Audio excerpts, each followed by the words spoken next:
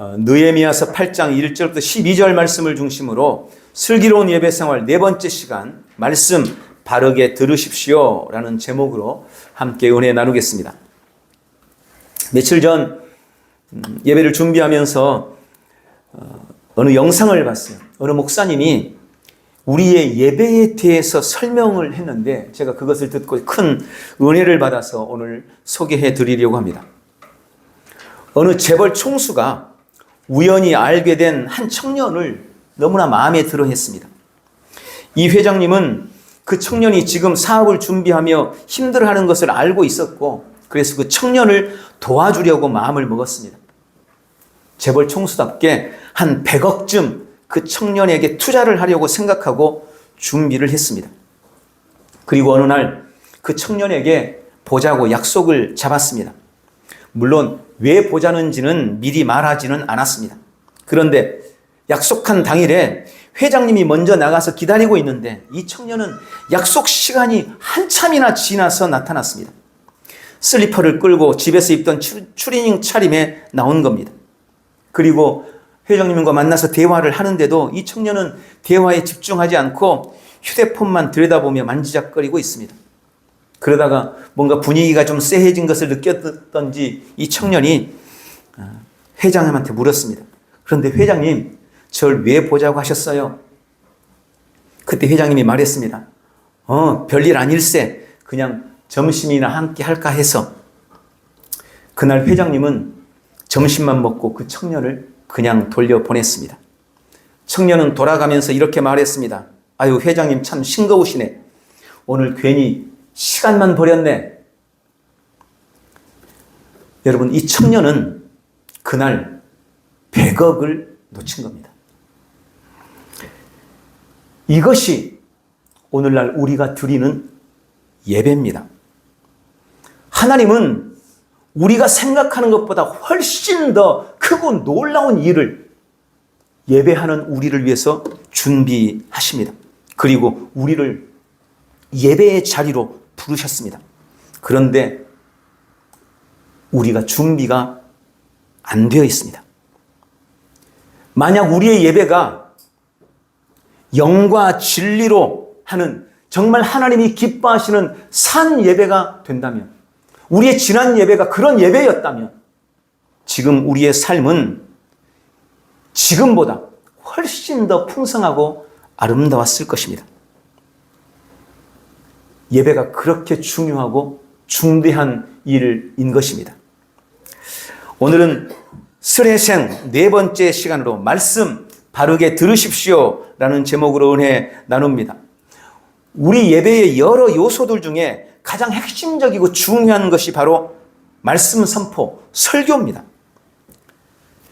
하나님의 말씀을 듣는 시간, 설교 시간이 예배에 있어서 가장 핵심 중에 한 가지입니다. 우리가 예배를 통해서 예배를 하는 것이라고 부르죠. 예배는 보는 것도 아니고 그냥 일방적으로 드리는 것도 아닙니다. 예배는 내가 드리기도 하고 하나님으로부터 받기도 하는, 예배는 하는 행위라고 성경은 기록합니다. 그런데 우리가 예배할 때 하나님으로부터 뭔가 받는 시간이 있습니다. 하나님으로부터 일방적으로 받는 가장 핵심적인 시간이 바로 설교 시간입니다. 하나님은 설교 시간을 통해서, 목사님의 메시지를 통해서 우리에게 말씀하십니다. 설교는 하나님으로부터 말씀을 듣는 시간인 것입니다. 우리를 예배의 자리로 부르신 하나님께서는 지금 설교를 통해 우리에게 말씀하고 계시는 것입니다. 설교는 하나님의 말씀을 듣는 시간입니다. 제가 목사된 입장에서 생각을 해봐도 가장 정죄되고 가장 잘 준비된 말씀을 전하는 시간이 바로 이 시간이에요. 주일 예배 시간입니다. 사실 예배의 성패에 결정적인 역할을 하는 것이 말씀이고, 그런 의미에서 예배의 성패를 좌우하는 결정적인 사람이 사실은 목사죠. 설교자이기도 합니다. 그걸 절대 저는 부인할 생각이 없습니다. 그래서 거의 대부분의 목사님들은 주일 설교에 사실 목회의 사활을 겁니다. 가장 중요한 시간으로 생각하고 최선을 다해서 설교를 준비하는 것입니다. 저도 그렇습니다. 그런데 문제는 말씀을 듣는 성도들도 그렇게 주일 설교를 중요하게 생각하고 그렇게 주일 설교에 사활을 걸고 듣는가 하는 것입니다. 우리끼리 터놓고 말하면 사실 제가 하는 설교보다 재밌고 감동적인 강의나 연설은 너무너무 많이 있을 겁니다. 그리고 요즘에는 조금만 원하면 내가 원하는 목사님의 원하는 강사의 원하는 설교를 얼마든지 들을 수가 있습니다. 그저 재밌고 유쾌한 강의나 연설들을 듣기 원한다면 설교 말고도 들을 것들이 넘쳐나는 그런 시대를 우리는 살고 있습니다. 그럼에도 불구하고 우리가 주일이면 교회에 나와서 설교를 듣는 이유는 설교가 그저 목사가 하는 강의나 연설이 아니라 하나님께서 목회자를 통해 설교자를 통해 나에게 주시는 나에게 하나님께서 말씀하시는 시간이라는 그 믿음이 있기 때문일 것입니다. 성경은 이 하나님이 주시는 말씀의 중요함에 대해서 수없이 말씀하십니다. 저는 이 말씀을 준비하면서 말씀이 우리 삶에 주는 중요한 의미, 그것을 몇 가지로 묵상을 해봤습니다. 그것을 먼저 잠깐 나누도록 하겠습니다. 먼저 하나님의 말씀은 하나님 자신이십니다. 우리는 말씀을 통해서만 하나님을 볼 수 있습니다. 말씀은 스스로 말씀이 곧 하나님이시다라고 말씀합니다. 요한복음 1장 1절 태초에 말씀이 계시니라. 이 말씀이 하나님과 함께 계셨으니 이 말씀은 곧 하나님이시니라. 말씀이 곧 하나님이십니다. 또 예수님도 말씀이십니다. 말씀이 곧 예수님이십니다. 요한복음 1장 14절 말씀이 육신이 되어 우리 가운데 거하심에 우리가 그의 영광을 보니 아버지의 독생자의 영광이요 은혜와 진리가 충만하더라. 여기 말씀이 육신이 돼서 우리 가운데 거한다. 누가요? 예수님이요. 예수님은 말씀이 육신이 되신 분이십니다. 말씀이 하나님이시고 말씀이 곧 예수님이십니다. 그러니 이 말씀이 얼마나 중요합니까? 두 번째로 우리는 말씀으로 말미암아 거듭났습니다. 하나님의 말씀으로 우리를 낳으셨다고 말씀합니다. 야고보서 1장 18절 그가 그 피조물 중에 우리로 한 첫 열매가 되게 하시려고 자기의 뜻을 따라 진리의 말씀으로 우리를 낳으셨느니라. 하나님이 진리의 말씀으로 우리를 낳으셨습니다. 우리는 말씀으로 새로 태어난 겁니다. 베드로도 동일하게 말씀합니다. 베드로전서 1장 23절 너희가 거듭난 것은 썩어질 씨로 된 것이 아니요 썩지 아니할 씨로 된 것이니 살아있고 항상 있는 하나님의 말씀으로 되었느니라. 너희가 거듭난 것은 하나님의 말씀으로 거듭난 것이다. 우리를 구원한 것은 하나님의 말씀입니다. 세 번째로 말씀은 나를 변화시키는 능력입니다. 우리 영은 말씀으로 인해 거듭나서 새로운 피조물이 되었습니다. 그리고 성경은 우리가 이 땅에서 이루어 가야 할 우리의 생각과 마음의 변화, 우리 몸과 삶의 변화 역시 하나님의 말씀으로 된다고 말씀하십니다. 히브리서 4장 12절에 하나님의 말씀은 살아있고 활력이 있어 좌우에 날선 어떤 검보다도 예리하여 혼과 영과 및 관절과 골수를 찔러 쪼개기까지 하며 또 마음의 생각과 뜻을 판단한다라고 하십니다. 내 영을 거듭나게 한 하나님의 말씀이 나의 혼과 몸도 나의 관절과 골수도 나의 삶의 모든 상황과 환경도 변화시키는 능력이라고 말씀하고 계시는 것입니다.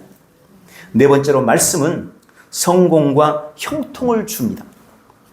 하나님은 우리가 이 땅에서 승리자로 주님이 주신 은혜와 복을 누리며 성공하고 형통하는 자로 살기를 원하십니다. 그래서 말씀을 주신 것입니다. 여호수아 1장 8절 이 율법책을 내 입에서 떠나지 말게 하며 주야로 그것을 묵상하여 그 안에 기록된 대로 다 지켜 행하라. 그리하면 네 길이 평탄하게 될 것이고 네가 형통할 것이다. 말씀은 우리 길을 평탄하게 만들고 우리의 삶을 형통으로 인도합니다. 시편 1편 2절과 3절에도 그렇게 말씀합니다. 복 있는 사람은 오직 여호와의 말씀을 즐거워하고 그의 말씀을 주야로 묵상하는 자다. 그는 시냇가에 심은 나무가 철을 따라 열매를 맺으며 그 잎사귀가 마르지 아니함 같으니 그가 하는 모든 일이 다 형통할 것이다. 하나님의 말씀을 즐거워하고 그 말씀을 주야로 묵상하는 사람이 모든 일에 형통한다고 말씀합니다. 어떤 사람들은 성공과 형통을 구하는 것은 좋은 신앙이 아니라고 생각합니다. 혹시 여러분도 그렇게 생각하고 계십니까? 여러분, 그 말은 틀린 말입니다. 그렇지 않습니다. 절대 아닙니다. 하나님은 우리의 삶이 형통하고 평탄하기를 원하시고 우리가 성공하기를 기대하고 바라십니다. 그래서 주님이 우리에게 말씀을 주신 거예요. 이 말씀이 네가 평탄한 비결이다. 네가 형통할 비결이다. 네가 성공할 비결이다. 우리는 주일 예배 때 설교를 통해서 바로 이 말씀을 받는 것입니다. 오늘 이 시간은 바로 그 말씀을 받는 거예요. 이제 오늘 본문으로 돌아갑니다. 오늘 읽은 느헤미야를 보면 이 느헤미야 속에 하나님께서 우리에게 주시는 강력한 명령이 나와 있습니다. 너희는 하나님의 말씀을 들으라 라는 것입니다. 너희는 하나님의 말씀을 들으라. 말씀은 하나님 자신이며 말씀이 우리의 생명이고 우리의 구원입니다. 말씀으로 주님은 천지를 창조하시고 말씀이 육신이 돼서 이 땅에 오셨던 주님이 말씀으로 우리가 변화되어 가고 말씀으로 성공과 형통의 삶을 누리기를 원하십니다. 그것을 위해 말씀을 주셨고 우리는 마땅히 그 하나님의 말씀을 들어야 하는 것입니다. 그럼 우리는 하나님의 말씀을 어떻게 들어야 할까요? 오늘 본문은 바벨론 포로 생활을 마치고 돌아온 이스라엘 백성들이 하나님의 말씀을 듣는 장면을 기록해 놓고 있습니다. 느헤미야는 포로 생활을 마치고 예루살렘에 돌아온 이스라엘을 이끌고 무너진 성벽을 재건하기 시작했습니다. 그리고 어느 정도 성벽 재건이 마무리되어 갈 때 그들은 이제 신앙 회복을 꾀하고 그래서 가장 먼저 느헤미야가 했던 것이 바로 말씀 회복 운동이었습니다. 그는 이스라엘 민족의 진정한 회복은 그들에게 있는 하나님의 말씀이 회복되는 것이라고 믿었습니다. 느헤미야는 그래서 온 이스라엘 백성들을 수문 앞 광장에 모이게 하고 율법 학사였던 에스라로 하여금 하나님의 율법책을 가져다가 읽게 합니다. 오늘 본문에 이스라엘 백성들이 어떤 자세로 하나님의 말씀을 들었는지 그리고 오늘날 우리는 어떤 말씀으로 하나님의 말씀을 대하고 들어야 할지에 대해서 중요한 원리들을 말씀을 해 주십니다. 저는 그것을 7가지로 정리했습니다. 우리는 어떻게 하나님의 말씀을 들어야 할까요? 첫 번째, 말씀을 듣기 위해 모이십시오. 포로 생활을 마치고 돌아온 이스라엘이 무너진 성벽을 수축하느라 바빴습니다. 저마다 흩어져서 자기 집 앞에 있는 성벽을 보수합니다. 그리고 어느 정도 성벽 재건이 맞춰졌을 때 이제 그들은 영적인 문제에 눈을 돌리게 되었습니다. 이스라엘 민족의 진정한 재건과 회복은 하나님 말씀으로 돌아가는 데 있다는 것을 그들도 깨달은 것입니다. 그래서 느헤미야는 제일 먼저 온 지역에 흩어져 있던 이스라엘 백성들을 한 군데 모았습니다. 오늘 본문의 1절에 보니까 그들을 수문 앞 광장으로 모이겠다는 겁니다. 수문 앞 광장은 예루살렘 성전 동문과 성벽 사이에 있는 큰 공터를 말합니다. 느헤미야는 그 넓은 공터로 남녀노소를 막론하고 하나님의 말씀을 알아들을 수 있는 사람이라면 다 모여라 해서 모이게 된 거예요. 여러분, 우리는 하나님의 말씀을 듣기 위해 한 곳에 모여야 합니다. 저는 이 시대에도 지금 사탄 마귀가 역사하고 있다는 사실을 증거해주는 가장 큰, 가장 뚜렷한 증거 중에 하나가 사람들이 잘 모이지 않는 데 있다고 생각합니다. 주님은 마지막 때가 될수록 모이기에 힘쓰라고 말씀하십니다. 그런데 사탄은 우리가 모이는 것을 방해합니다. 그래서 모이지 못하게 회방하는 것입니다. 만약 모이기를 패하는 사람이 있다면 그는 사탄에게 동조하는 것입니다. 여러분, 이건 진리입니다. 그래서 우리는 코로나 때 그렇게 힘들고 어려워도 결코 모이기를 피할 수 없었던 거예요. 모이기를 피하는 것은 사탄 마귀의 계략입니다. 주님은 오늘 본문에 흩어졌던 하나님의 백성들이 함께 모여서 하나님의 말씀을 듣기를 원하셨습니다. 여러분, 우리 성도의 정체성은 주일날 교회로 모이는 데 있습니다. 이유를 불문하고 성도라면 주일날은 다 같이 예배당에 모여서 하나님의 말씀을 들어야 하는 것입니다. 두 번째, 말씀에 귀를 기울이십시오. 수문 앞 광장에 모인 이스라엘 백성들은 학사 에스라가 하나님의 말씀을 읽을 때 귀를 기울였다고 기록하고 있습니다. 3절, 수문 앞 광장에서 새벽부터 정오까지 남자 여자 무릇 알아들을 만한 자의 앞에서 하나님의 말씀을 읽음에 뭇 백성이 그 율법책에 귀를 기울였다. 하나님의 말씀을 알아들을 만한 사람은 남자나 여자를 불문하고 다 나왔는데 다 같이 그 말씀에 귀를 기울였고 경청했다는 것입니다. 오늘 본문에 보면 새벽부터 정오까지 무려 6시간 동안이나 하나님의 말씀을 읽었습니다. 6시간 동안 그들은 하나님 앞에서 집중해서 그 말씀을 경청했다는 것입니다. 우리는 한 30분만 넘으면 아이고 이제 목사님 끝날 때가 됐는데 엉덩이를 비벼야 되고 몸을 움직이고 빨리 안 끝나나. 여러분, 말씀에 귀 기울이시기를 주님의 이름으로 축원합니다. 세 번째, 하나님의 말씀에 존경을 표하십시오.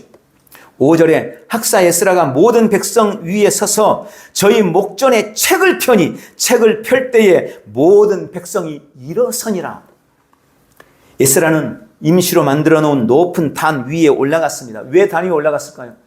많은 사람들에게 보이도록 수많은 사람들이 운집했으니 보여야 될 거 아니에요. 어제 여기 시청 앞에 세이브 코리아에서 어마어마한 사람들이 모였습니다. 정말 대전에서 그렇게 많이 모일 사람이 없을 정도로. 단이 낮으면 보이겠어요? 단을 높이는 거예요. 그래야 보이니까. 에스라가 임시로 만든 높은 단 위에 올라가서 하나님의 말씀을 펼쳤습니다. 그때 온 이스라엘 백성들이 그 하나님의 말씀을 펼치는 모습을 본 이스라엘 백성들이 다 같이 일어섰다는 것입니다. 일어섰다는 말은 존경을 표시했다는 말입니다. 우리의 좋은 예절 중에 하나가 높은 분, 그죠?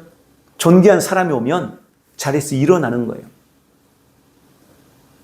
집에 누워 있다가도 부모님이 돌아오면, 요즘에 그런 사람 별로 없는지 모르겠습니다만은 소파에 누워 있다가도 부모님이 들어서면 일어나서 서주는 거예요.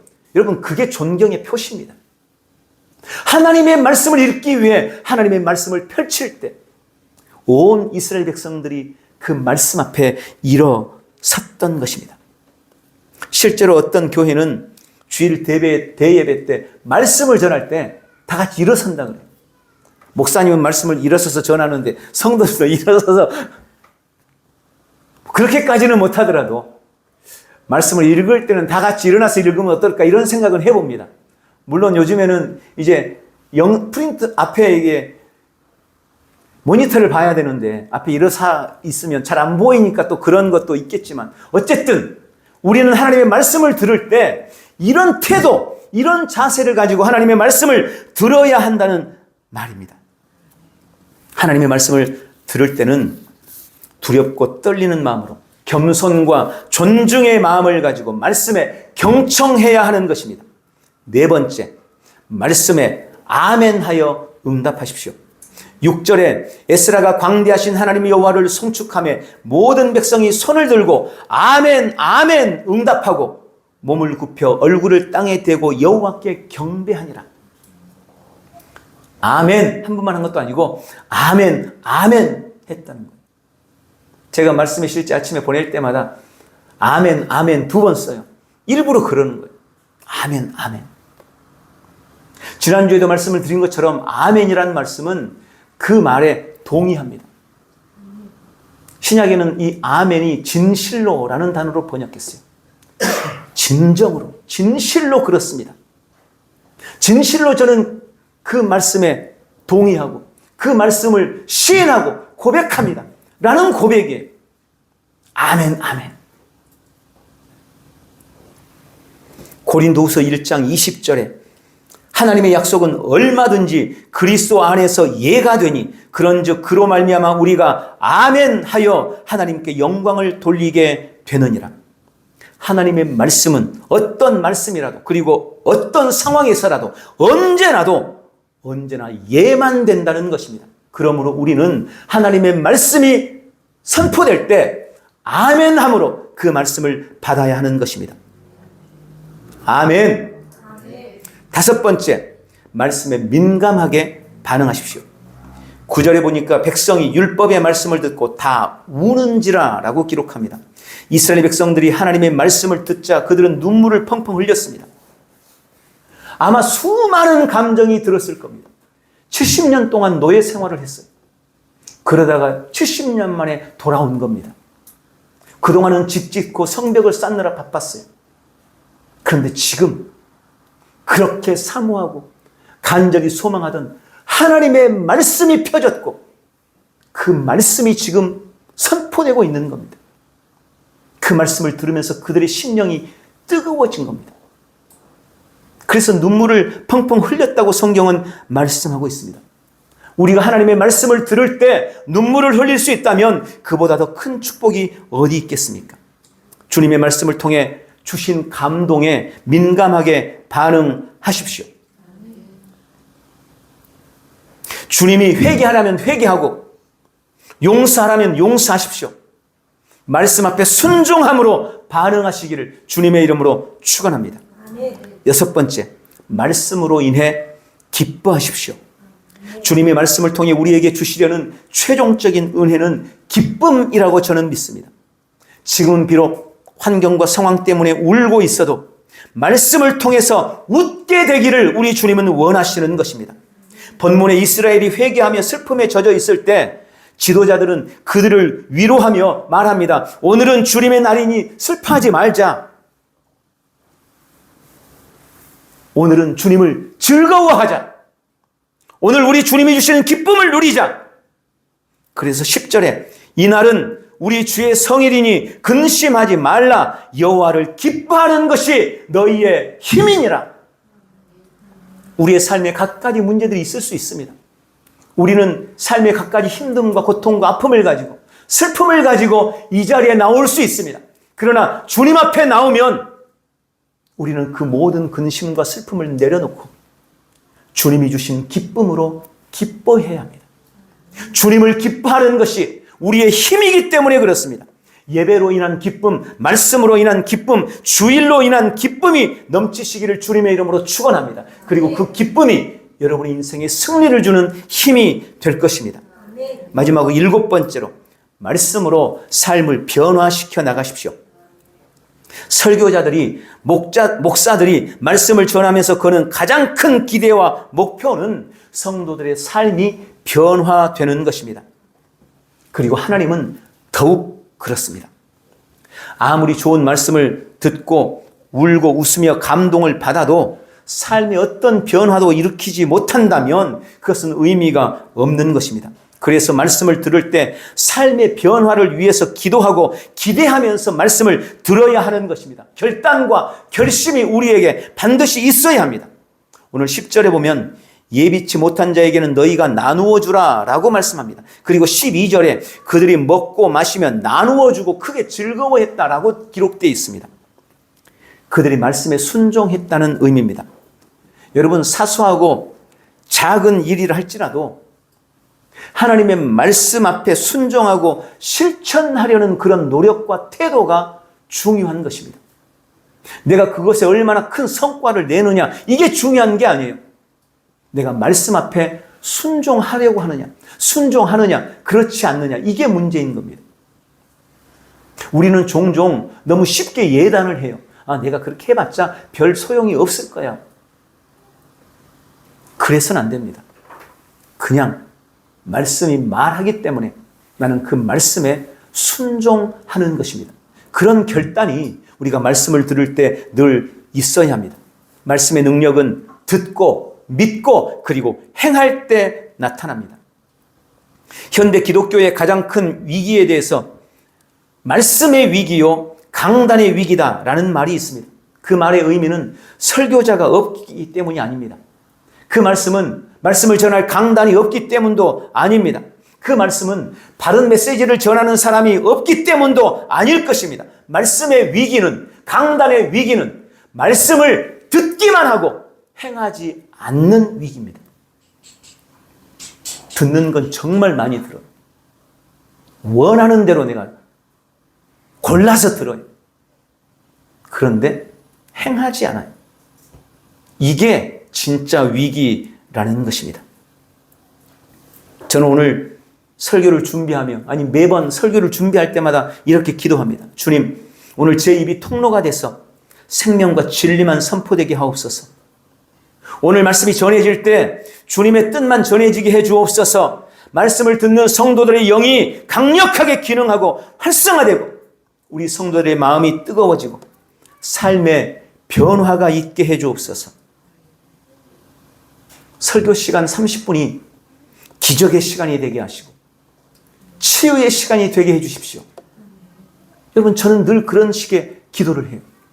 여러분은 어떻게 기도하고 말씀을 받으십니까? 오늘 말씀을 맺겠습니다. 주님은 오늘 말씀을 통해 주일 예배를 통해 주시는 하나님의 약속과 말씀을 우리가 어떤 자세로 어떤 태도로 들어야 할지에 대해서 말씀해 주십니다. 오늘 주시는 이 말씀이 일평생 우리 성도들의 기도가 되기를 바랍니다. 그래서 예배 때마다 말씀이 주는 은혜와 능력과 유익과 축복을 누리고 말씀으로 삶을 변화시켜 나가는, 말씀이 주는 은혜와 유익을 실제 우리의 삶에서 나타내는 복되고 귀한 성도들이 다 되시기를 예수님의 이름으로 축복합니다. 기도하겠습니다. 사랑하는 주님, 예배를 통해 주시는 은혜와 말씀의 은혜와 말씀의 능력에 감사드립니다. 말씀이신 하나님이 나를 진리의 말씀으로 낳으셨습니다. 나를 변화시키고 성공과 형통의 길로 이끄시는 하나님의 말씀을 나는 신뢰하고 의지합니다. 우리는 지금 말씀을 듣기 위해 주님 앞에 섰습니다. 말씀에 귀 기울이며 겸손과 존중의 무릎을 꿇었습니다. 말씀은 언제나 예와 아멘만 되므로 우리는 언제나 민감하게 반응하며 말씀 앞에 순종할 것입니다. 오늘도 주신 말씀을 기뻐하며 말씀으로 나의 삶을 변화시켜 나가기로 결단합니다. 이 시간 우리의 결단과 결심에 인쳐주시고 우리 온 지체들이 말씀이 주는 은혜와 능력과 유익과 축복을 날마다 누려내게 인도해 주옵소서. 예수님의 이름으로 기도하옵나이다. 아멘.